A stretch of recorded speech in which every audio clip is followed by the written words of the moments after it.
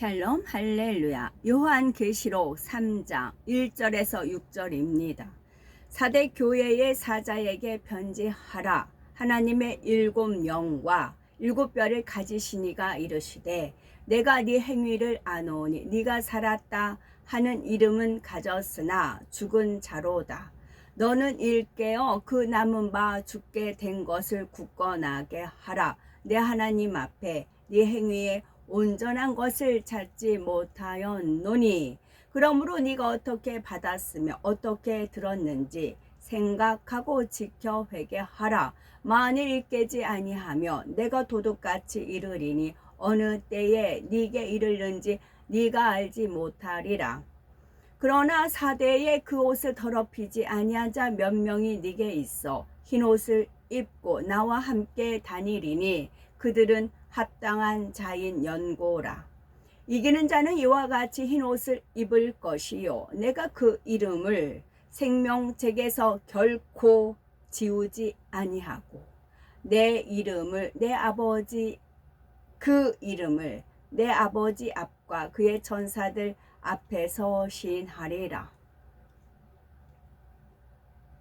귀 있는 자는 성령이 교회들에게 하시는 말씀을 들을지어다. 아멘. 요한계시록 22번 사대교회 두 번째, 일곱 영 두 번째입니다.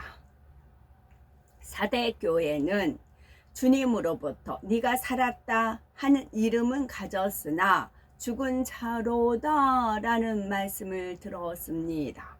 겉으로 볼 때는 살아있는 것 같지만 즉 교회에도 열심히 나오며 신앙생활 하는 것처럼 보이지만 실상은 죽은 자와 다름없다는 뜻이지요. 하나님께서는 사람의 중심을 보시기 때문에 아무리 겉으로는 그럴듯하게 보여도 속마음과 중심이 변하지 않고 교회에 왔다 갔다만 하는 신앙은 살아있는 신앙이라 할 수가 없습니다. 주님께서는 바로 일곱 영의 측정을 통해 각 사람의 신앙을 세세히 측정하심으로 한치의 오차도 없는 정확한 판단을 내리실 수가 있는 것이지요. 또한 일곱 영의 측정을 통해 응답해 주실지 아닐지에 대하여 결정을 하시게 됩니다. 일곱 영이 측정하는 분야는 신앙의 전반적인 분야를 함축한 것으로서 우리가 늘 내 자신을 점검하여 스스로를 돌아보아야 하는 분야들입니다. 일곱 영이라고 하니까 영이 일곱이나 있나 보다 라고 생각해서는 안 되지요. 일곱 영이라 하여 첫 번째 영, 두 번째 영 이런 식으로 일곱 번째 영이 이런 식으로 영이 일곱이 있다는 뜻이 아닙니다. 일곱은 완전수로서 영이신 하나님의 완전성을 나타내는 것이며 일곱 영은 곧 하나님의 마음을 뜻합니다. 모든 것을 감찰함에 있어서 하나님의 마음으로 조금의 실수나 착오도 없이 정확하고 완벽하게 감찰한다는 의미에서 바로 일곱 영이라 말씀하는 것이지요. 일곱 영은 마치 응답의 저울과 같습니다. 일곱 영은 응답의 값을 결정하기 위해 크게 일곱 가지 분야를 측정하지요. 물론 일곱 영은 사람의 생각과 마음과 행함 등 모든 면을 다 측정하지만 그것을 크게 일곱 가지 분야로 나눌 수가 있습니다. 그 일곱 가지 분야는 믿음, 기도, 기쁨, 감사, 계명, 지킴, 충성, 사랑입니다. 셋째 일곱 영은 기쁨을 측정합니다. 기쁨은 구원받은 하나님의 자녀의 대표적인 증거입니다. 영원한 사망인 지옥에서 건지셨고 영원한 생명을 얻어 천국에 가게 되었는데 그 기쁨을 무엇과 비교할 수가 있겠습니까? 또한 주님을 믿기 전에는 세상의 온갖 문제들로 인해서 눈물, 슬픔, 아픔, 고통, 사망 등에 쌓여서 기쁨이 없는 삶을 살다가 구원받은 하나님의 자녀가 되어 아버지 하나님의 사랑과 은혜 안에서 천국 소망 가운데 살아가게 되니 당연히 기쁨이 넘치게 됩니다. 어떤 분들은 저는 하나님을 믿기 전에도 기뻐하면서 살았습니다 라고 말할 수 있지만 과연 그 기쁨이 참이었는지 생각해 보시기 바랍니다. 기뻐할 만한 일에 있을 때, 기뻐할 만한 일이 있을 때만 기뻐하는 기쁨이었고, 상황이 바뀌면 언제든 사라질 수 있는 기쁨이었지요. 어떤 어려움이나 고통이 찾아오며 이내 사라져 버리는 기쁨이었습니다. 내 유익에 맞고 내 마음에 맞으며 나보기에 좋을 때라야 나오는 조건적인 기쁨이었으며 언젠가는 변하는 기쁨이었습니다. 그러나 주 안에서 누리는 영적인 기쁨은 상황과 조건에 상관없이 항상 기뻐하는 것입니다.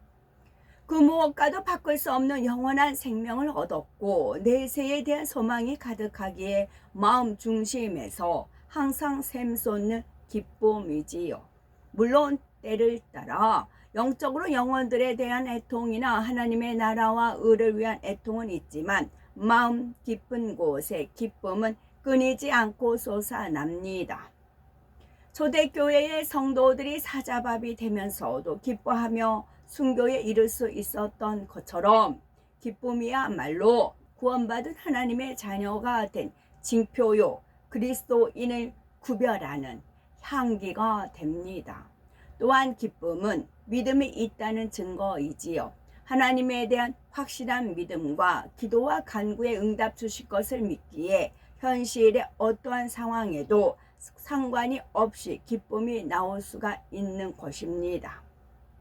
간혹 믿음이 있다 하고 직분을 가진 분들 중에서도 영적인 기쁨을 잃는 분들이 있습니다. 겉모습은 웃는 얼굴을 하고 있지만 마음 중심에서 우러나오는 기쁨이 느껴지지 않지요. 하나님에 대한 뜨거운 사랑과 하나님에 대한 뜨거운 열심이 사라지고 미지근한 신앙으로 식어버렸거나 성령의 소욕을 쫓지 못하고 세상을 취하여 하나님과의 사이에 담을 만들게 되면 영적인 기쁨도 마음에서 사라지기 때문입니다.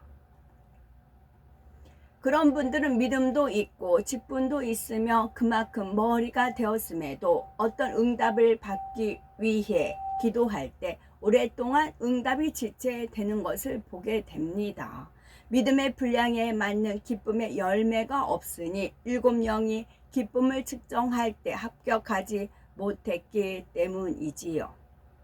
기쁨은 곧 평안으로부터 나옵니다. 불안, 초조, 두려움 이런 데 기쁨이 있을까요? 불안, 초조, 근심, 걱정, 원망, 불평. 기쁨은 곧 평안으로부터 나옵니다.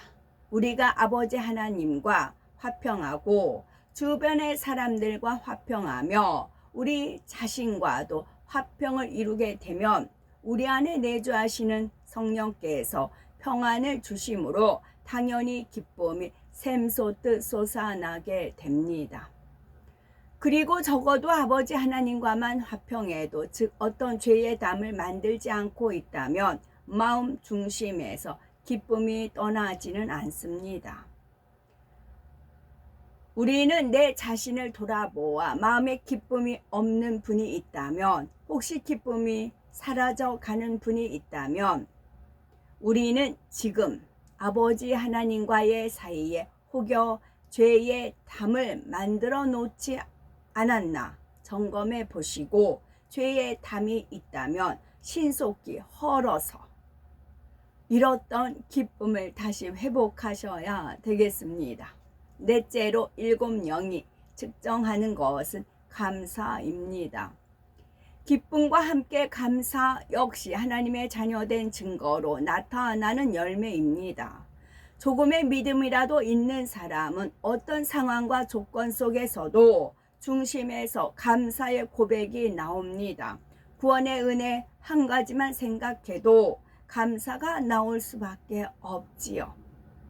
지옥에서 영원히 고통받을 영혼이 값없이 주신 주님의 구속의 은혜로 영생을 얻어 천국에서 영원히 살게 되었으니 어찌 중심의 감사가 나오지 않겠습니까? 더구나 사랑의 하나님께서 우리 아버지가 되셔서 우리 삶을 한 걸음 한 걸음 인도해 가시니 이를 믿는다면 범사에 감사하게 되는 것입니다. 구원받은 하나님의 자녀라면 설령 감사의 조건이 없다 해도 감사해야 할 텐데 신앙생활을 하면서 믿음도 더 커지고 그래서 감사의 조건도 점점 많아진다면 당연히 날이 갈수록 더 감사하는 것이지요.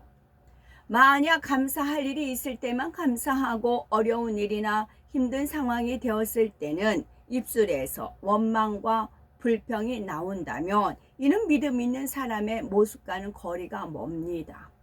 당장 눈앞에는 어려움이 있다 해도 오직 하나님을 믿음으로 감사의 기도를 드릴 때 그 감사의 기도를 들으신 하나님께서는 모든 일에 합력하여 선을 이루어 주셔서 결국은 좋은 열매로 거두게 하시지요.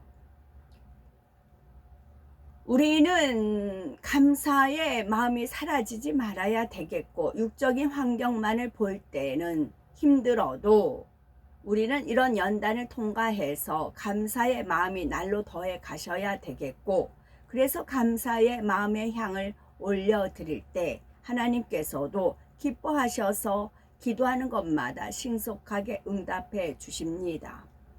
빌립보서 4장 6절에 아무것도 염려하지 말고 오직 모든 일에 기도와 간구로 너희 구할 것을 감사함으로 하나님께 아뢰라 하신 말씀에 의지하여 항상 감사의 삶을 사시기 바라고 환경과 조건에 상관없이 범사에 감사함으로 먼저 하나님을 기쁘시게 하는 사람이어야 말로 감사의 조건을 끌어내릴 줄 아는 지혜롭고 복된 사람이라는 사실입니다. 환경과 조건에 상관없이 범사에 감사함으로 먼저 하나님을 기쁘시게 하는 사람이야말로 감사의 조건을 끌어내릴 줄 아는 지혜롭고 복된 사람인 것입니다. 환경과 조건에 지배를 받지 않아야 된다는 말씀인 거죠. 초월입니다. 다섯째로 일곱 영은 계명 곧 십계명을 측정합니다. 성경에 보면 무엇을 하라 하지 말라 지키라 버리라 이렇게 명해 놓으신 말씀들이 많이 있습니다. 그 중에서는 십계명은 성경의 모든 계명들을 함축하고 있지요. 이 십계명을 우리가 지키고 있는지 일곱 영의 측정에 합격점을 받을 때 응답도 신속하게 주어지는 것입니다. 하나님의 자녀라 하면서 말씀대로 살지도 않고 세상 사람과 다를 바 없이 범죄하면서 하나님의 뜻과 반대되게 행하는 사람에게 하나님께서 응답해 주실 수는 없는 것입니다.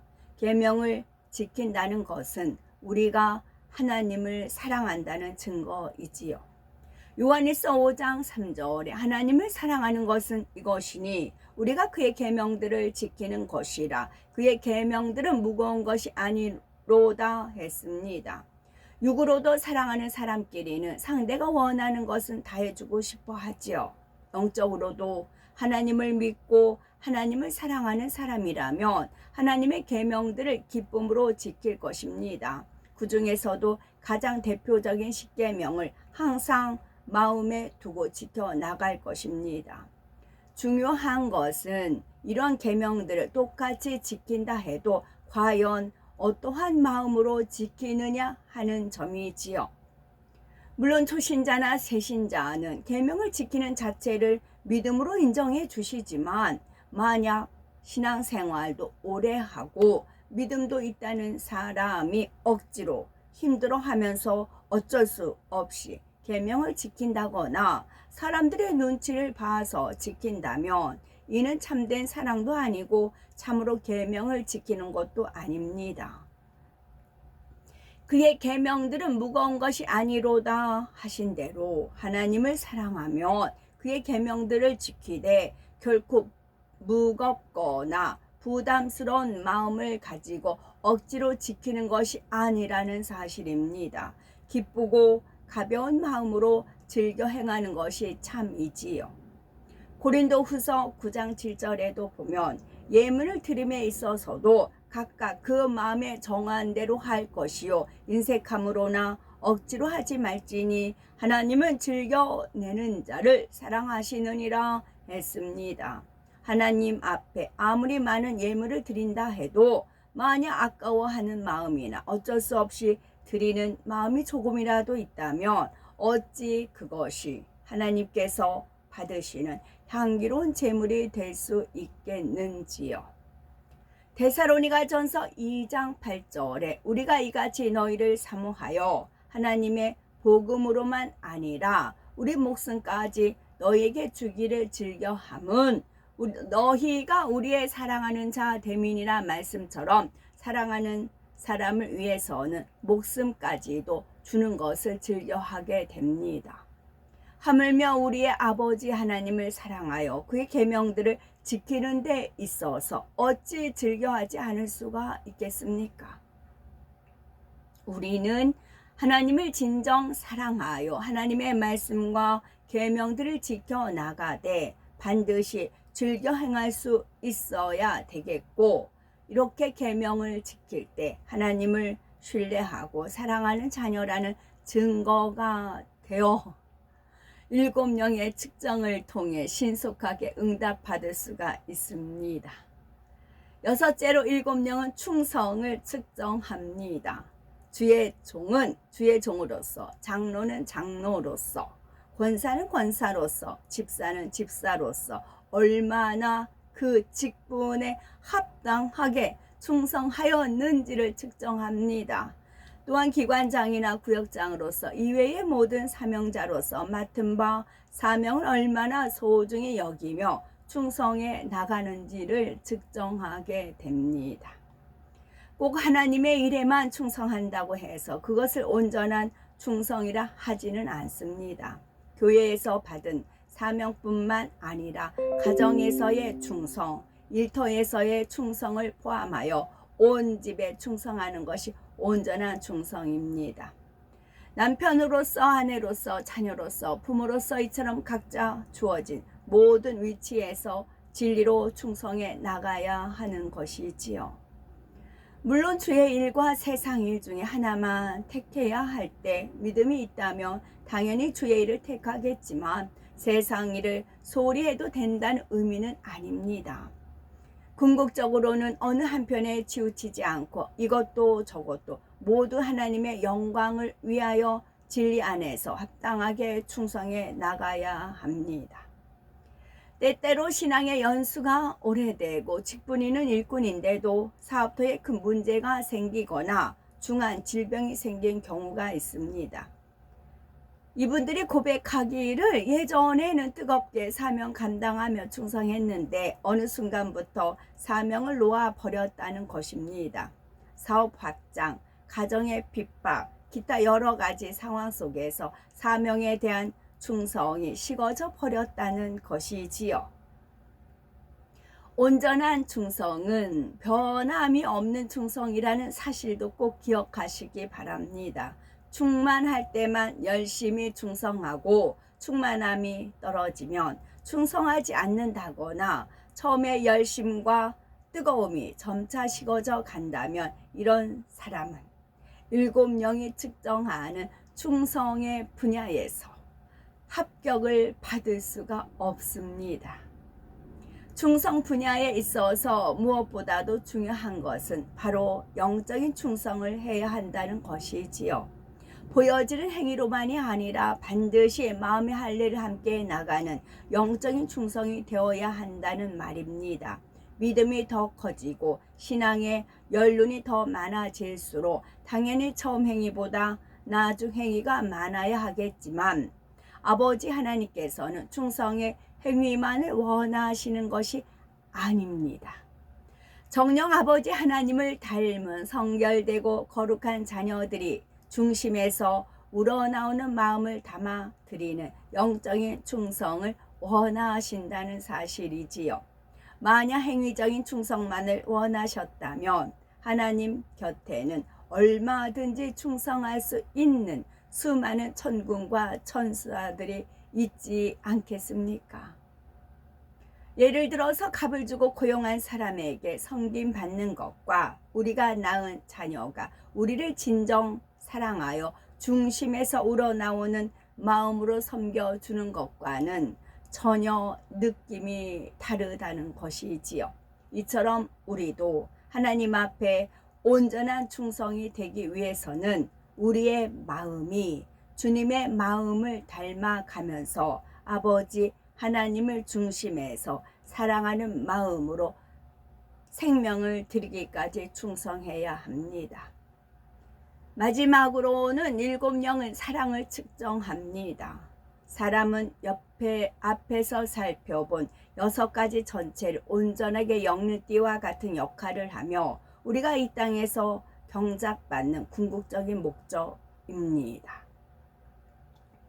하나님께서 첫사람 아담을 지으시고 이 땅에 사람을 경작하시는 이유가 바로 하나님과 영원히 사랑을 주고받을 참 자녀를 얻기 위한 것이었지요. 아무리 기도하고 아무리 충성하며 아무리 하나님의 일을 많이 한다 해도 하나님을 사랑하며 형제를 사랑하는 마음으로 해야 모든 것이 참된 의미가 있습니다. 하나님을 사랑하며 형제를 사랑하는 마음으로 기도하고 충성하고 하나님을 일을 해야 참된 의미가 있다는 것이죠. 고린도전서 13장 1절에서 3절에 내가 사람의 방언과 천사의 말을 할지라도 사랑이 없으면 소리나는 구리와 울리는 꽹과리가 되고 내가 애원하는 능이 있어 모든 비밀과 모든 지식을 알고 또 산을 옮길 만한 모든 믿음이 있을지라도 사랑이 없으면 내가 아무것도 아니요 내가 내게 있는 모든 것으로 구제하고 또 내 몸을 불사르게 내어줄지라도 사랑이 없으면 내게 아무 유익이 없느니라 말씀합니다. 주님께서도 사랑으로 율법을 완성시키셨으며 믿음, 소망, 사랑 중에 제일은 사랑이라 하셨지요. 그러므로 결국 믿음을 가지고 기도하고 기뻐하고 감사하고 계명을 지키며 하나님 앞에 충성하는 모든 것도 결국은 사랑으로 해야 한다는 사실입니다. 마태복음 22장 37절에 예수께서 가라사대 네 마음을 다하고 목숨을 다하고 뜻을 다하여 주 너의 하나님을 사랑하라 하셨으니 말씀한 대로 마음과 목숨과 뜻을 다하여 하나님을 사랑한다면 능히 7영이 측정하는 모든 분야에서 합격점을 받을 수가 있는 것입니다. 우리의 신앙생활은 믿음에서부터 시작이 됩니다. 믿음이 있을 때만이 기뻐하고 감사할 수가 있고 기도도 할 수가 있고 계명도 지켜나가며 충성할 수도 있기 때문입니다. 이렇게 믿음 가운데 행해 나감으로써 날마다 하나님의 자녀답게 변화되어 가는 것이지요. 그래서 가장 먼저 7영이 측정하는 것도 믿음입니다. 믿음을 비롯하여 다른 모든 것이 있을지라도 사랑이 없으면 결과적으로 아무런 소용이 없기 때문에 맨 마지막으로 사랑을 측정하는 것입니다. 예를 들어서 사명을 맡아서 열심히 충성하는 것 같았는데 마음에 안 맞는 일이 있다고 해서 쉬어버린다면 이것은 사랑으로 행한 것이 아닙니다. 또한 하나님의 나라를 위해서 열심히 기도한다 하지만 형제를 사랑하지 못해서 미워하고 시기 질투한다면 이 기도 또한 사랑으로 한 것이 아니지요. 믿음 있는 직분 자요 일꾼으로 사명을 감당한다 해도 다른 사람의 허물을 말하며 판단 정죄한다면 이 또한 사랑이 있는 것이 아닙니다. 그러므로 우리가 사랑을 이룰 때라야 모든 것을 온전히 이루었다고 할 수가 있고 하나님의 마음을 닮아 기쁘시게 함으로 신속하게 응답받을 수가 있다는 사실입니다. 7영은 어떤 전자제품의 비유를 할 때 7영이 측정하는 각각의 분야는 전자제품의 부품에 해당이 됩니다. 만약 부속품 중에서 하나라도 빠지면 스위치를 켜도 작동을 하지 않는 것처럼 7명이 측정하는 분야들 중에 어느 한 가지라도 부족하게 되면 응답이 주어질 수가 없습니다. 그렇다면 우리는 7명의 말씀을 통해 내 자신의 신앙을 점검해 봐야 되겠죠. 어떤 사람은 초신자인데도 나는 기도하는 대로 척척 응답을 받습니다 라고 간증하는 경우가 있습니다. 반면에 일꾼이고 가르치는 입장에 있는 사람이라 해도 응답이 더딘 경우가 있지요. 초신자보다 믿음이 적은 것도 아니고 충성도, 기도도 더 많이 하는데 막상 응답이 더딘 것입니다. 이는 하나님께서 각자의 믿음의 분량에 따라 7영의 측정을 달리하시기 때문이지요. 초신자가 첫사랑이 뜨겁고 성령이 충만함으로 자기 믿음의 분량보다 더 열심히 기도하고 충성하며 기쁨과 감사가 충만해서 달려갈 때는 7영이 측정하는 기준을 쉽게 충족시킬 수가 있습니다. 자신의 믿음의 단계에서 할 수 있는 것 이상으로 행하고 있기 때문에 기도하는 대로 쉽게 응답받을 수가 있는 것입니다. 비유를 들어서 6살쯤 되는 어린아이가 어머니를 도와드리고 싶어서 집안을 청소한다거나 설거지를 해놓으면 부모님이 얼마나 기특하게 여기겠습니까? 사랑해요 하고 재롱을 부리면서 안겨오면 부모님이 얼마나 기뻐하시겠습니까? 비록 어른이 한 것처럼 깨끗하게 청소하지는 못했다 해도 그 마음과 행함이 너무나 기특하므로 부모님 편에서도 아이가 기뻐할 만한 것을 해주려고 할 것입니다. 반면에 20살이 넘어서 장성한 자녀가 부모님을 도와서 어떤 일을 했을 때는 6살 난 아이 자녀가 하는 것과는 다르지요. 비록 6살 난 자녀보다는 일을 더 잘해 놓았다 해도 부모님 입장에서는 자녀의 나이에 맞는 수준에서 일의 열매를 볼 것이고 자녀가 정녕 우러나는 마음에서 마음과 정성을 다해 했는지를 볼 것입니다. 마찬가지로 믿음이 크고 직분과 사명이 클수록 하나님 앞에 당연히 더 많은 것을 드려야 합니다. 7영이 측정하는 모든 분야에 있어서도 자신의 믿음의 분량에 맞는 신앙 생활을 해야 하지요. 그렇게 할 때는 믿음의 분량이 큰 만큼 하나님의 역사들도 더 크게 체험하여 영광을 돌릴 수가 있는 것입니다. 똑같은 믿음의 분량에서도 어떤 문제를 놓고 기도하느냐에 따라서도 응답받기 위한 기준이 달라진다 했지요. 예를 들어서 큰 문제를 놓고 기도할 때는 그만큼 큰 믿음과 함께 높은 기준을 통과해야 합니다. 그러니 평소보다 더 큰 믿음을 내보여야 하고 기쁨과 감사와 기도 등의 분야에 있어서도 평소보다 더 승해야 하는 것이지요. 이러한 사실들을 깨달아 우리가 간구하고 기도하는 것에 응답받으려면 어떻게 해야 하는지 내 스스로 해답을 찾아보셔야 되겠습니다. 7영이 측정하는 분야에서 부족한 것이 있다면 신속히 그것을 채워서 7영의 측정에 합격할 수 있는 우리가 되시고 그리고 날마다 더 온전한 기준에 이르심으로 이제는 마음에 품기만 해도 응답받고 축복받는 단계에 이르는 우리가 되셔야 되겠습니다. 아멘. 믿음의 분량, 이건 이제 각자 믿음의 분량에 따라 응답이 틀린다고 했잖아요. 그러면 아이들도 아이, 청년, 어른이 있으면 밥그릇 크기가 틀릴 거 아니에요. 아가들은 조그맣고 청년 또 많이 먹을 수도 있지만 어른 밥그릇이 틀리잖아요. 거기에 따라 만약에 아이는 밥을 50g, 그 다음에 청년은 100g, 그 어른은 150g 준다고 해요. 똑같은 밥을 저울로 잰다고 하면 그러면은 믿음 여기서 7명 측정하는 것도 그 아이만큼 분량이 차야 응답이 오는 거고, 청년은 청년 100g에 맞는 것이 돼야 되고, 어른이 200g 밥을 먹는다. 그럼 200g에 맞는 믿음, 기도, 아까 7명. 그렇게 7가지가 그만큼 양이 차야 응답이 온다는 것입니다.